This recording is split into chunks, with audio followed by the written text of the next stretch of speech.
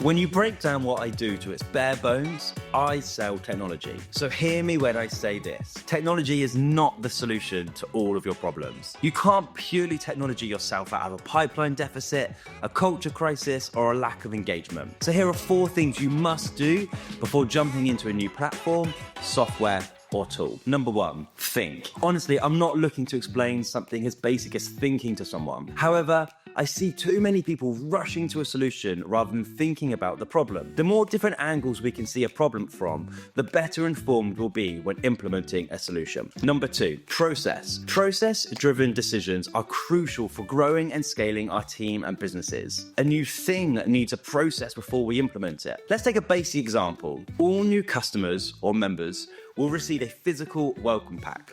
That sounds simple enough, but consider the following. Where exactly are people marked as a new customer? How are we collecting their personal data such as address? And if we are doing that, is that being stored safely? What are we sending? Does it reflect our values? Who's printing the shipping label? Okay, who's going to put together the pack and ship it? Have you considered any dietary requirements if you're including food? Where are you going to store the items for the welcome pack? And the list goes on and on and on. And what sounds like a small task, a well-meaning idea, has turned into a mountain of questions and responsibilities that needs to be processed and ideally automated. Get processes out of your head and onto paper. Number 3, test. The 6 Thinking Hats by Edward de Bono says this: each thinking hat represents one lens, perspective, or style of thinking. So in your decision making, try wearing different hats to look at the decision from a different perspective. The yellow hat is all about positivity, trying to view the benefits of this new platform or software you're trying to implement. The green hat represents creativity, letting your mind run free. Red hat is all about emotions. How does this feel? White hat makes you focus on the data. Black hat looks at the negatives, and a blue hat is for the person controlling the process. Sometimes as leaders of businesses and communities, we lead with our yellow, green, and red hats. And these point of views can be incredibly important, but without data, none of them can be proven. I may think our members want a physical welcome pack, but if churn skyrockets